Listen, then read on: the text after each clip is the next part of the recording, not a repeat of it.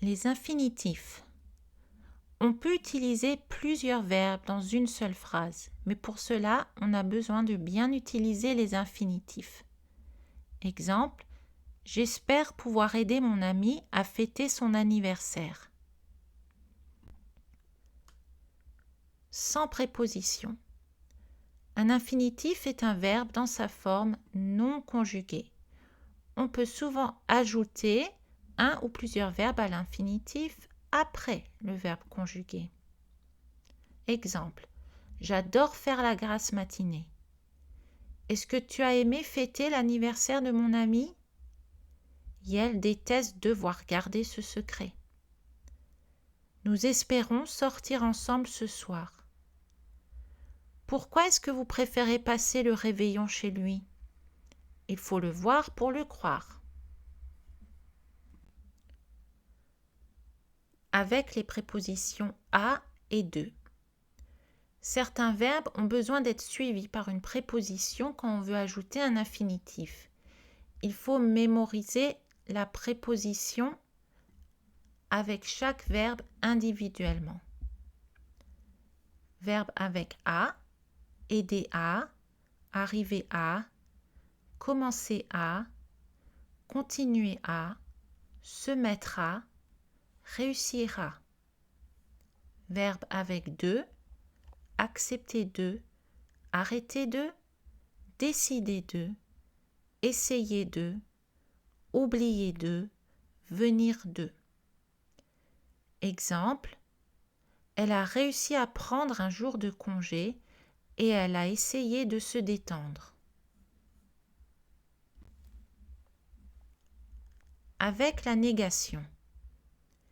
Il est possible d'utiliser la négation en mettant ne pas ou une autre expression négative devant l'infinitif. Exemple, j'ai réussi à ne pas rire pendant qu'elle continue à me raconter son histoire. Il faut ne jamais arrêter d'avoir de l'espoir. Yael voudrait ne plus devoir partir. Nous espérons ne pas avoir besoin de faire une nuit blanche. Vous avez décidé de ne rien dire finalement. Il est écrit « Ne pas déranger » sur la porte de ce bureau. Comme sujet de la phrase. Un infinitif peut aussi servir comme sujet d'une phrase. Dans ce cas, le verbe conjugué avec l'infinitif comme sujet est à la troisième personne du singulier. Exemple, organiser une fête surprise est une mauvaise idée. Donc nous avons le verbe en sujet, donc l'infinitif en sujet qui est conjugué avec le verbe être à la troisième personne du singulier. Suivre des cours à distance a des avantages et des inconvénients.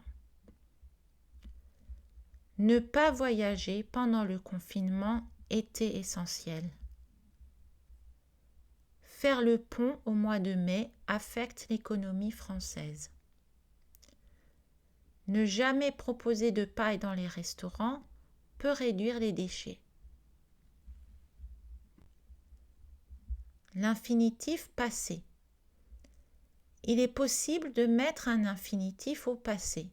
C'est une formation de verbes composés avec l'auxiliaire à l'infinitif, être ou avoir selon les verbes, et le participe passé du verbe. L'infinitif passé est commun avec le mot après, parce qu'il indique l'ordre chronologique des actions. Ci-dessous, les verbes marqués 1 sont des actions qui doivent se passer en premier. Les verbes marqués 2 sont des actions qui se passent ensuite. Exemple. Après avoir fait la grasse matinée, Yael est bien reposée. D'abord, Yael a fait la grasse matinée et ensuite Yael est bien reposée. On s'est rendu compte que le magasin était fermé après y être arrivé.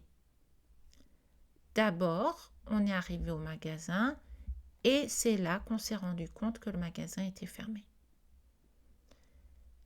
Est-ce qu'ils seront de meilleure humeur après avoir pris un jour de congé? Après ne pas avoir vu son ami depuis 1 an, il était heureux de le retrouver.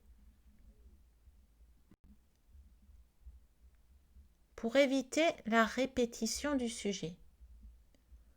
En français, on évite d'avoir le même sujet dans une proposition principale et une subordonnée.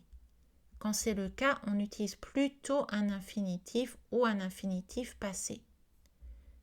Exemple. J'espère pouvoir passer le réveillon du Nouvel An chez toi.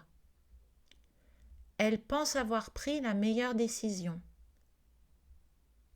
Nous ne sommes pas sûrs d'avoir bien compris.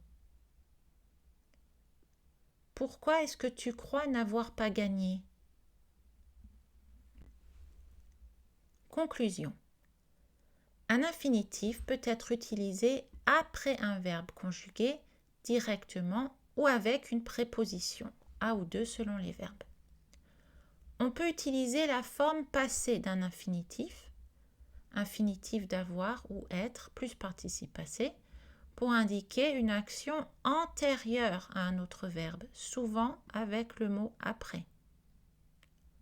On utilise aussi des infinitifs pour éviter des structures avec le même sujet dans deux parties d'une même phrase.